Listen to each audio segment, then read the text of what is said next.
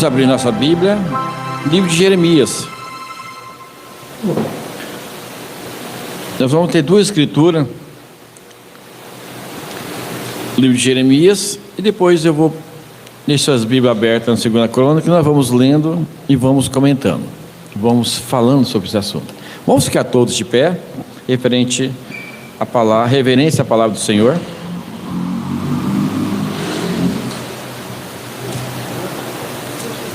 Jeremias capítulo 29.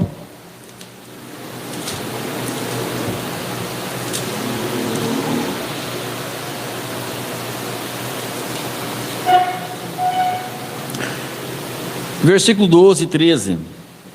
A escritura diz assim, irmãos: então me invocareis, e ireis e orareis a mim, e eu vos ouvirei, e buscar-me-eis e me achareis, quando me buscardes de todo o vosso coração. Agora, alguns livros para trás, 2 Crônica. Deixa a sua Bíblia aberta, nós vamos orar agora. 2 Crônica 7. Pai amado, lemos a tua palavra e cremos nela, Pai, e pedimos que o Senhor nos abençoe agora, Pai. Eu não sou um grande pregador, mas o Senhor é o grande pregador. Que a unção do teu Espírito Santo venha sobre mim, e que minhas palavras não venham voltar vazias, Pai. Que a palavra do Senhor, através dos meus lábios, possa adentrar no coração dos teus filhos, tanto nessa audiência presente e na invisível, e possa abençoar teus filhos, Pai. No nome de Jesus Cristo agradecemos, amém. Vamos nos assentar? Vamos nos assentar. O título da mensagem está intitulada Um grande esforço. Um grande esforço. Esforço é um ato de aplicar força, energia ou empenho para realizar algo, seja fisicamente, mentalmente ou emocionalmente. Não é preciso de aplicar força, energia, empenho para realizar algo.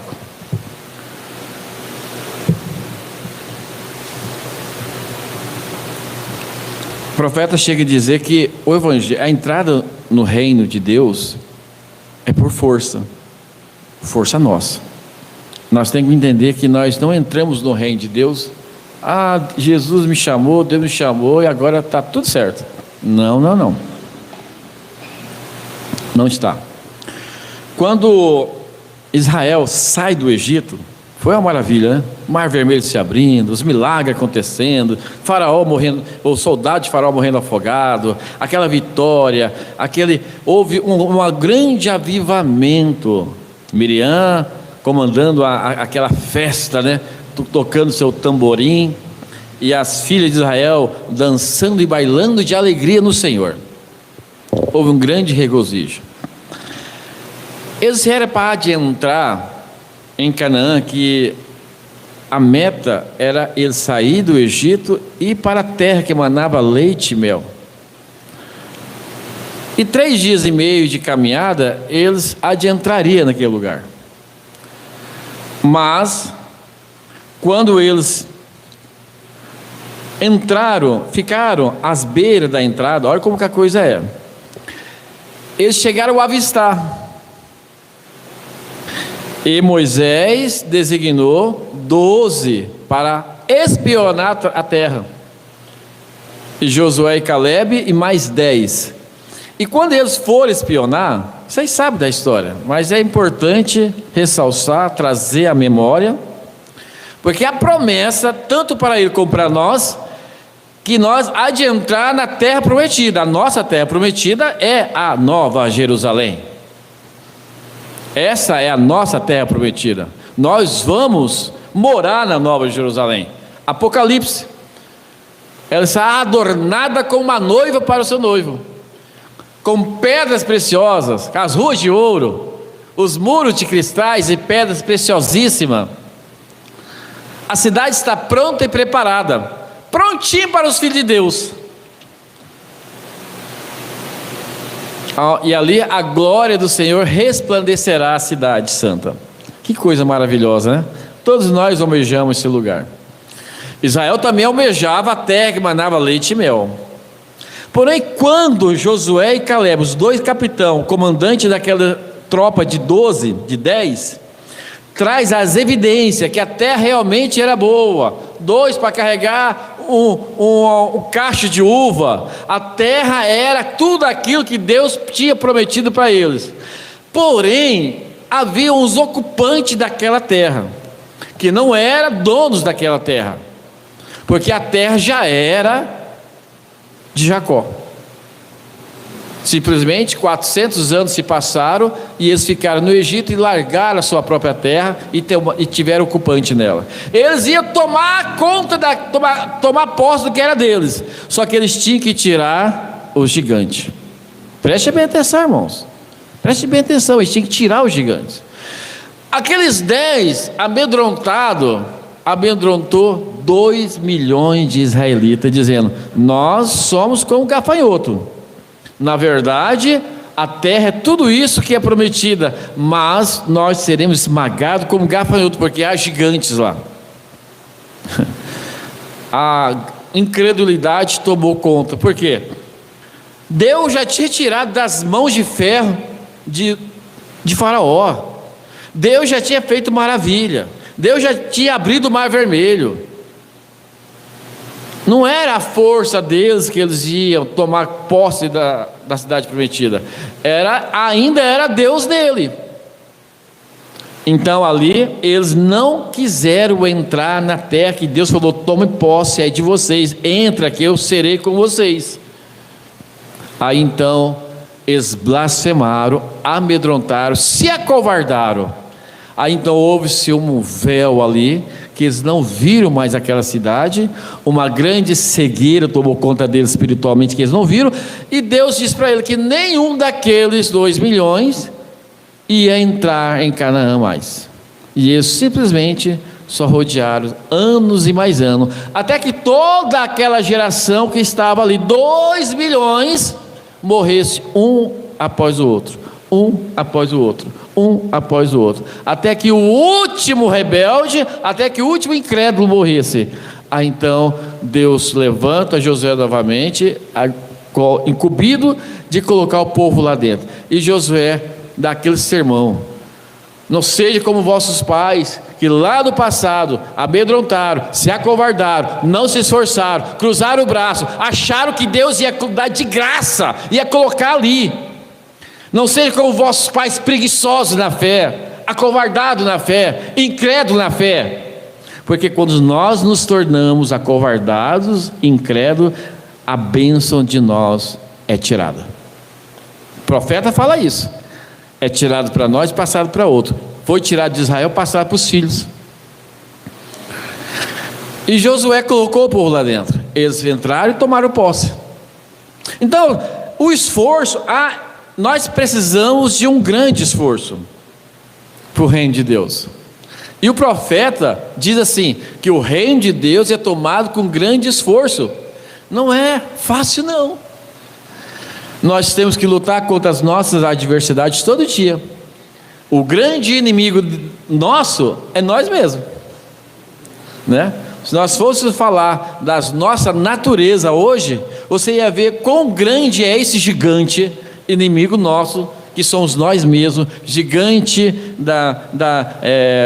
do lazer, gigante do prazer, gigante da vaidade, gigante dos desejos carnais, gigante, é tanto gigante que há em nós, que nós nos acovardamos. Você está entendendo? Nos acovardamos.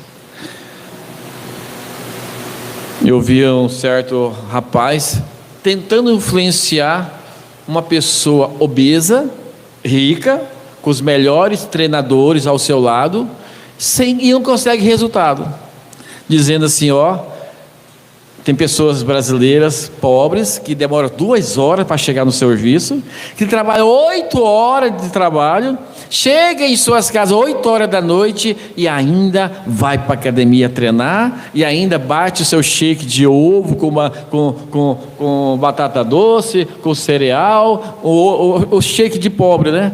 Que é aveia com leite, algumas coisas ali, bate para fortalecer, e a alimentação é banana, batata doce, frango e ovos fritos. E se esforça, mas quando a pessoa tem tudo, tá ali, ó, eu não quero, não vou, tá entendendo? Vocês vão entender mais para frente isso aqui, ó. O que é ter esforço na vida cristã? Há resultado. Quando nós não temos esforço, não há resultado. Mas aqui em 2 Crônicas, a palavra diz aqui, ó, capítulo 7, versículo 13. O Senhor, vamos no 12. E o Senhor apareceu de noite a Salomão e disse: ouvi a tua oração, escolhi para mim este lugar para casa de sacrifício. E se, olha aqui, ó, preste bem atenção, ele falando assim para Salomão: se eu cerrar os céus e não houver chuva, ou se ordenar aos gafanhotos que consumam a terra, ou se eu enviar a peste entre o meu povo, é possível? É possível. Deus fazer isso? É possível. É possível Deus dar uma prova dura para você? É possível.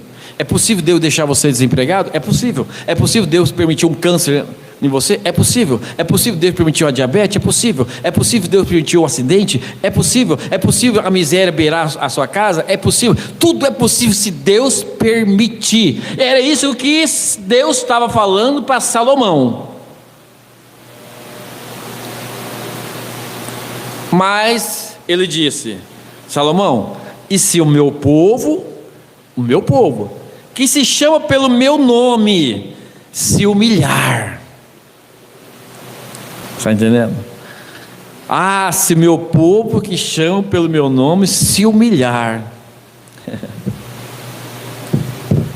Humilhar significa reconhecer a própria insignificância diante de Deus. Humilhar é você dizer: Senhor, eu não sou nada, eu sou um verme, eu sou um pecador nato. Há em mim, Senhor, desejo de pecado, desejo de fornicação, desejo de prostituição, desejo da cachaça, do tabaco, desejo das coisas. Senhor, eu não valo nada, eu nem consigo olhar para o Senhor, porque eu sou um miserável pecador. Tu és corretíssimo. Se o Senhor me consumir com fogo do céu, o Senhor é justo em fazer isso. É se humilhar, é reconhecer a sua insignificância diante de Deus e a sua necessidade da sua graça. Você tem que dizer: Senhor, eu necessito de Ti, porque às vezes nós batemos no peito como fariseu: eu entrego dízimo, eu sou isso, eu sou crente há 30 anos, 40 anos, eu sou da igreja fulana, eu sou da igreja ciclana. Baboseira, irmã. Deus não sabe de Assembleia de Deus, Deus não sabe de tabernáculo, Deus não sabe da Universal, Deus não sabe da Cristã no Brasil, Deus não sabe de nada dessas placas. Ele tem uma igreja. Deus tem uma igreja. Quem criou nomes foi homens. Deus tem uma igreja na terra, e dessa igreja Ele tem filhos e filhas de Deus que se renderam ao Teu santo nome. Por isso Ele é Deus. Então nós temos que se humilhar e dizer: Senhor, eu não sou nada, eu dependo da sua graça. É reconhecer a necessidade da sua graça. Todos nós precisamos da sua graça. Nós somos salvos pela graça. Somos salvos pela graça. Nós não somos merecedores do céu. Não somos. Se não fosse o sacrifício do Calvário. Qual foi o hino que nós cantamos do Calvário? Falando do Calvário? Pé descalço. Hoje eu quero crer, pé descalço, firme ao chão, entre a cruz e a solidão, lá estava ele, em meio à multidão, pulsava forte coração. Para quê? Para me dar perdão. O que foi o Calvário? É a graça, irmã. É a graça. Se não fosse o Calvário, nós estaríamos perdidos. Ele morreu no Calvário por mim e por você. Não tem ninguém maior. Não tem pastor, não tem diácono, não tem líder de religiões, não tem prefeito, não tem presidente, não tem nada. Todos nós estamos debaixo do sangue do Calvário. A graça, necessidade da graça. Quando um dos maiores homens que pisou nesse século aqui nessa terra, chamado William Marlon Branham, porque ele era um profeta de Deus, e Deus usava ele, e Deus fazia maravilha, câncer caía na plataforma, milhares de pessoas, só lá em Hamburgo, lá na África, eu creio que foi mais de 10 carretas, só de cadeira de roda, de muleta. E o prefeito ligou para ele e disse assim: William Branham, sai do hotel agora na janela, olha aqui agora, olha o que está acontecendo, aquelas carretas e mais carreta, a campanha, resultado dos milagres, e o povo cantando, somente crê, somente crê. Era um grande homem, não era? Como Billy Graham, como Oral Roberts, também foi um grande homem. Theodore Robertson, grandes homens. Mas William Branham tem um ministério profético. E Deus fez tantos milagres e ressurreição no ministério dele. E certa vez, ele foi em um bar para comer um lanche. Ele estava com fome e ele não tinha comido o dia inteiro e ele precisava se alimentar. Quando ele chega naquele bar, tinha uma senhorinha com pequenas roupinhas, com 2 homens naquele bar, bebendo e fumando. Ele olhou aquela cena e ficou muito irado, e ele irou-se em seu coração e chegou a pensar: Deus, como o Senhor suporta uma cena dessa? Como que o Senhor não varre uma pessoa dessa do mapa da terra? Porque era uma mulher da vida, com 2 homens, com aparência terrível. Deus chamou William Branham para fora daquele ambiente. Saia para fora. Quando ele sai para fora, ele então tem uma visão. A visão era que os pecados dele ia de encontro com Deus, e Deus é santo. Deus não suporta nenhum pecado. Deus não suporta. O que aconteceu no Calvário foi um campo de força chamado sangue do Senhor Jesus Cristo. E ali então, quando os pecados, na visão, os pecados de William Branham vinha, e antes de tocar em Deus, o sangue de Jesus Cristo era como um para-choque de um carro, batia e voltava, batia e voltava. E ele então diz assim: ó Deus, perdoa meus pecados, na visão. E na visão a voz disse: sim, eu perdoo os seus pecados. E ali o dedo molhou no sangue de Cristo e escreveu: teus pecados estão perdoados. E ele diz: ó Senhor, muito obrigado. E Deus então diz, a voz diz para ele: você quer perdão dos seus pecados, mas você está condenando a minha serva, a minha filha, ali agora no bar. Você não quer o perdão dela, você quer o juízo sobre ela, mas sobre você quer a graça. Então ele pediu perdão, a visão se foi, e ela chegou até ali e disse: perdoa, senhora, eu preciso falar com você. E a mulher disse: eu estou acompanhada. Achou que era mais um cliente. Disse: não é isso, eu sou o ministro, e aconteceu isso e aquilo, e Deus me fez ver isso e aquilo. E eles começaram então a ter um culto ali. E ela começou a contar o que aconteceu em sua vida, a trajetória quando ela era adolescente, mãe crente, pai crente, separaram, e ela foi para a vida, se tornou mulher da vida, nunca mais voltou para a palavra, e chegou onde chegou na velhice. E ela disse assim: não tem mais jeito para mim, pastor. E ele, William Branham, disse assim: olha, tem jeito para você sim, ele está aqui agora, e ele está dizendo: venha, venha, venha. Num bar, aconteceu um culto de oração. Todos pararam. Os caça-níqueis pararam, a cerveja parou, o tabaco parou, e eles todos se ajoelharam, e ali ele guiou Elia para o Senhor Jesus Cristo.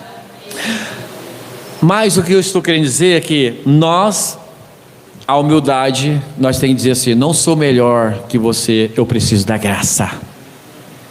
Senhor, necessita da sua graça. É um passo para a mudança de atitude, de comportamento. Se o meu povo se ama pelo meu nome, se humilhar, é isso aqui: Senhor, não sou digno, não sou digna, e orar e buscar a minha face. Oração é um meio de comunicação com Deus, um canal para expressar necessidade, pedir perdão e busca orientação diante da face de Deus. Sem oração não consegue vitória. Não consegue, irmão. Sem oração. Precisa de um esforço. Para orar, precisa de um esforço. É o tempo mais difícil dos crentes orar, é hoje. É o tempo mais difícil. Vocês podem ver que nos tempos passados, a oração era simplesmente a vitamina do cristão. Ninguém saía de casa sem orar, ninguém dormia sem orar, ninguém ficava sem orar. Nossos cultos de oração eram de 1 hora intensa de oração, meia hora de louvor, 1 hora intensa de oração. Eu já participei de culto de oração de 15 minutos, já participei de vigília que teve 5 minutos de oração. E nossas vigílias era a noite toda orando.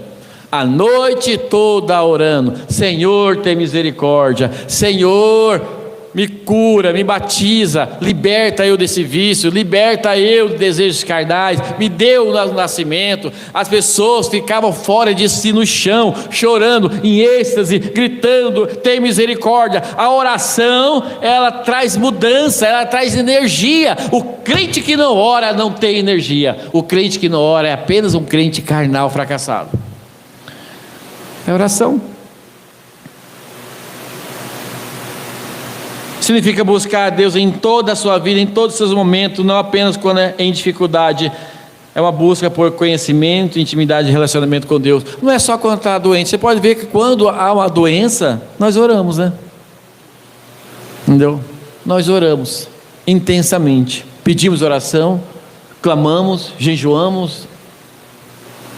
Eu sei de muitas pessoas, e até famosos, que nem aquele rapaz, eu creio na conversão dele, Yuji Takashima, um apresentador da televisão, famoso, dançarino dos bons, mas quando o papai e a mãe dele estavam morrendo no hospital, ele fazia vigília de oração lá fora, de joelho, orando, ele e alguns irmãos da igreja dele. Ali começou a ter uma experiência com Deus. Ele não queria perder seu pai e sua mãe, mas ele perdeu. Mas veio a conversão. Veio a conversão. Eu creio que às vezes Deus permite muitas coisas acontecerem. Eu oro a Deus, eu falo assim para Deus: Senhor, não permita, eu não quero que o Senhor ponha alguma enfermidade em mim, faça eu perder alguma coisa para eu buscar o Senhor intencionalmente, com intensidade. Eu não quero. Deus me livre. Eu quero buscar Deus na saúde, eu quero buscar Deus na riqueza, não quero buscar Deus na pobreza, não. Deus tem que me quebrar lá embaixo. Deus tem que falir minha empresa, Deus tem que falir minhas contas bancárias, Deus tem que fazer eu pedir dinheiro para o não, eu quero na riqueza. Na riqueza vocês entendem, nós está bem, porque Deus trata disso. Aquele cantor famoso, e tocava na Legião Urbana, o trombetista chamado Matos Nascimento, Deus quebrou ele lá embaixo, que ele foi morar na laje de uma casa de favor, para reconhecer. Mas tudo bem, tudo é válido. O importante é nós entrar em contato com Deus. Se eu, na minha teimosia, eu não buscar a Deus, Senhor, então pode quebra o vaso, pode quebrar, porque se não quebrar, a vaso tem que ser quebrado. O importante, irmãos, é nós estarmos corretos com Deus. E quando vir aquele grande dia do arrebatamento, nós estarmos na plataforma esperando a volta do noivo, a volta do Senhor Jesus. Então, por mais que nós somos birrentos, por mais que nós somos teimosos, ainda nós temos que orar assim: Senhor, eu não quero te buscar na pobreza, na doença, na enfermidade, na tristeza, não. É na alegria, na fartura. Mas se todavia eu ainda for teimoso, o Senhor tem o direito de me quebrar, de me moer, mas que eu entre em sua presença. Não é verdade, irmãos? Que eu entre em sua presença, que eu viva na sua presença. Aleluia. E se converteres dos seus caminhos, então eu ouvirei do seu converter dos seus caminhos. A coisa é séria. Não é simplesmente eu orar, pedir a Ele e está tudo bem, não mudei, não me converti, não parei com o meu modo. Não, Deus quer uma mudança. Deus quer que nós paramos, Deus quer que nós cessamos do mal, de fazer o mal, para que Ele possa responder minhas orações. Vocês sabem que a Bíblia fala sobre oração impedida, oração que não sobe diante de Deus? Até mesmo um irmão que estiver brigado com outro irmão, a Bíblia diz que vai conserte primeiro com seu irmão, para que sua oração seja respondida. E às vezes nós oramos e Deus não responde, nós oramos e a bênção não vem, a resposta não vem, porque há algo para consertar. Há alguma barreira, algo está atrapalhando a resposta. Então a nossa oração tem que ser com diligência: Senhor, se a minha bênção não vem, a resposta não vem, será que tem um pecado escondido? Será que não tem alguma coisa para eu consertar? Se eu sou covarde, me encoraja para consertar. Se eu sou esquecido, se eu me tornei um nécio, se eu não me lembro, refresca essa memória, traz à tona, traz à memória os meus pecados, para que eu possa, através dos anos do passado, ir lá onde o mal foi enterrado e dizer: achei a dracma perdida, agora eu vou consertar. É a verdade. A dracma perdida, aquela mulher, quando perdeu a dracma, ela ficou desesperada. A morte era certa. Ela só tinha uma saída: achar a dracma perdida. Porque quando o esposo chegasse e achasse que ela perdeu aquela dracma, a dracma da fidelidade, ela ia ser jogada fora e consequentemente morta. Mas quando ela achou, a Bíblia diz que ela pegou as luzes para procurar. E tem certos momentos você tem que buscar a luz da palavra. Você clareia para mim, clareia. E o Mombrana, algo importante que ele falava, ele dizia assim: eu procuro cada pedrinha. Às vezes tem algo aqui, às vezes eu tenho que falar: mãe, já me perdoa, aquele dia eu falei a palavra errada, uma Cristina, aquele dia eu estou te devendo isso aqui, fulano, ciclano, esse tempo atrás veio um rapaz me pagar um valorzinho pequenininho, que fazia mais ou menos quase 10 anos que me devia. Falei: tá bom, quer me pagar? Recebo. Eu falei: Suzy, esse rapaz se tornou crente. Só tem uma coisa para fazer a pessoa pagar uma dívida antiga de quase 10 anos: Deus, Jesus. Quando Jesus entra em nossos corações, nós vamos lá. Então nós precisamos de Deus. Senhor, entra em meu coração, para eu devolver o que não é meu, o que não me pertence. E aquilo é libertador. Vai se libertando, vai se libertando, vai se libertando, vai se libertando. E de repente não tem nada que atrapalhe a sua oração. Nada. Se Satanás está barrando a sua oração, como barrou para Daniel nas margens lá do rio, 21 dias barrando a oração. Ora com intensidade. Daniel orou com intensidade, orou 21 dias. Aí a oração subiu. Sobe. Pode barrar, Satanás, uma hora sobe. Não tem nada atrapalhando minha vida. Você tem direito constitucional do céu. Vai dizer: Satanás, sai da minha vida. Ele só tem direito quando tem algo que pertence a ele. Mas quando ele não perde o direito, você não tem direito, Satanás. Sai da minha irmã, cura. Sai do meu irmão, cura. Essa enfermidade vai sair. Vai sair. Você pode orar, vai sair. Por isso que o irmão Brana, ele às vezes ele dizia assim: irmã, ele tinha o discernimento e dizia: conserte isso aqui primeiro para receber oração. Faça isso primeiro para receber oração. Em outra ocasião ele dizia: você vai render sua vida ao Senhor Jesus se Deus te curar? O senhor falava: vou. Eu estive em Curitiba a pedido do pastor Mário.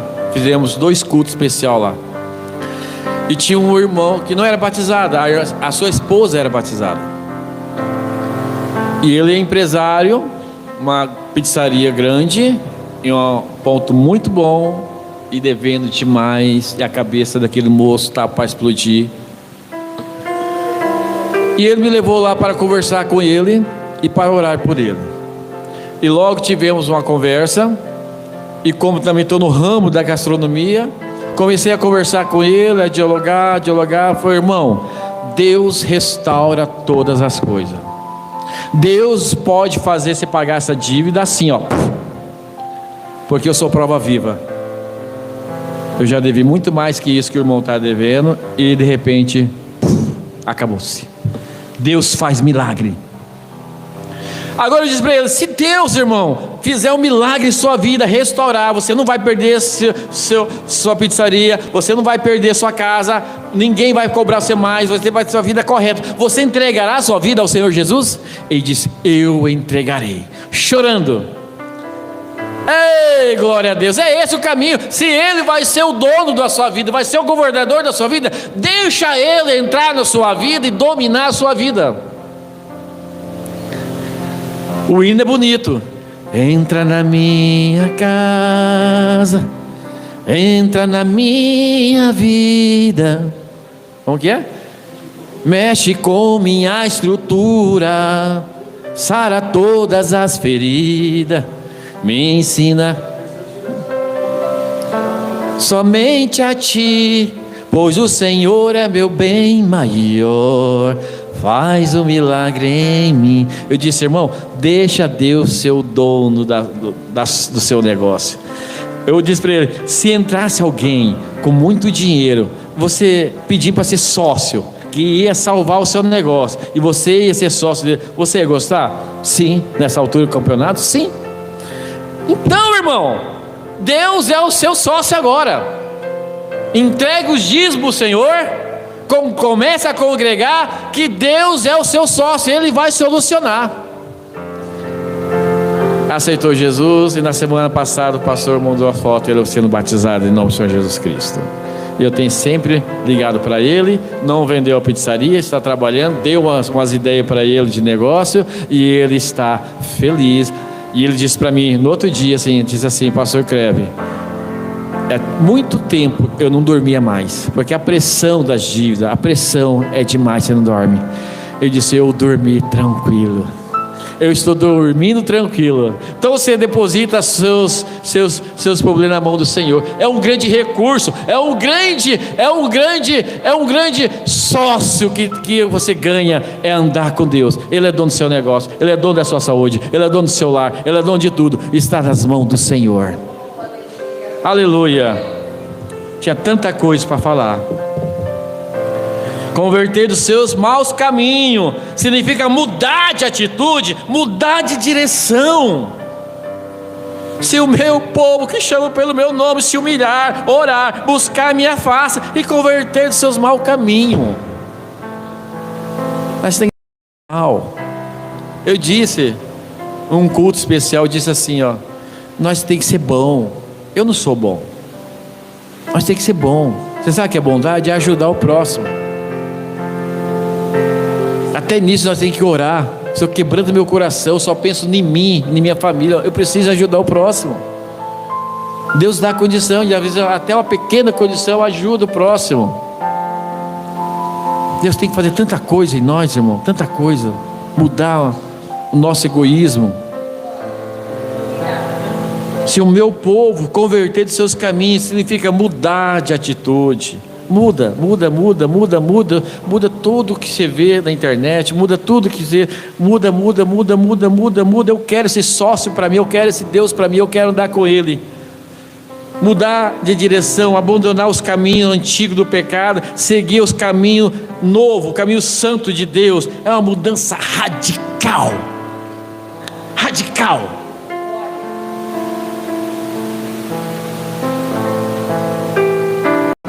Deus estabelece condições para que seu povo possa ser abençoado. Deus estabelece condições para que seu povo possa ser perdoado. Ele perdoa? Perdoa. Ele salva? Ele salva. Ele transforma.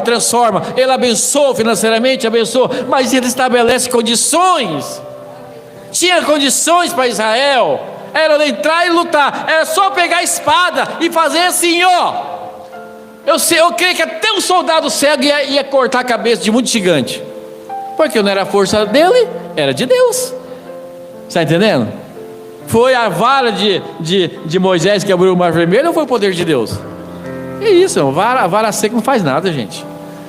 Vara seca não faz nada, mas era Deus, era uma simbologia que Deus usa algo que não é nada. Então até um soldado cego ali, ó, podia fazer assim, ó. Ia cortando a cabeça dos... É verdade, ia cortando a cabeça dos soldados. Mas tremeram na base, ficaram com medo. Gente, com Deus poderoso desse, não pode ter medo não. Só não pode ter nada que pertença ao diabo. Ah, se que pertence a você, então toma. Eu não quero nada que te pertence, não quero nada que atrapalha. Nada. Deus traz condição para o perdão, para a restauração, estabelece condição para que seu povo possa ser perdoado, possa ser abençoado, que a sua terra possa ser sarada. Se o povo atender essas condições, oh glória a Deus, é o povo mais forte da terra, é o povo mais feliz, não há nada que para vocês. Aí é uma igreja poderosa. Aí você diz: sai Satanás, miséria, sai. Não admito. Eu disse para sua avó, eu falei: Satanás, ele é um poceiro. É como alguém aí que nós conhecemos aí desse partido petista aí, ó, que toma posse de uma terra, é um poceiro. Eles vão MST aí, toma posse e fica ali. Se o dono permitir, eles vivem a vida toda lá, 10, 20 anos. Mas se você falar assim, ó, eu tenho a escritura, e com a justiça, e falar assim, ó, sai da minha terra, eles têm que sair. Se você permitir que o diabo entre na sua casa, ele vai entrar. Se permitir que ele entre e senta no sofá, ele vai sentar. Se ele permitir que você faça até um cafezinho para ele, ele vai gostar. Até um cafuné ele vai gostar. E ele vai gostando, vai ficando. Mas o dia que você ia falar assim, ó, Satanás, a posse está aqui, ó. Você não é dono dessa casa não, sai daqui. A escritura está aqui, ó. Isaías 53, eu disse para sua avó: repreende, ele vai sair e você vai voltar a ter saúde. Isaías 53 diz: ele tomou sobre si toda a nossa enfermidade. Então sai, Satanás. Essa enfermidade não pertence, que ele já me curou lá no Calvário. E o profeta de Deus disse: no Calvário não foi só cura, foi restauração, foi bênção, foi tudo está consumado no Calvário, tudo está resolvido. Ei, glória a Deus. Encerrando aqui, próximo culto a gente continua nessa linha. Esse versículo chama para mudança, irmãos, mudança. Aí com todas essas condições, a Bíblia diz aqui, ó: buscar do meu povo, vamos de novo, chama pelo meu nome, se humilhar, orar, buscar minha face, converter seus caminhos, então, olha essa condição, né? Eu ouvirei do céu. Ei, Caetano, agora sim, Deus faz isso. Ei, Anderson, agora sim, cada um de nós.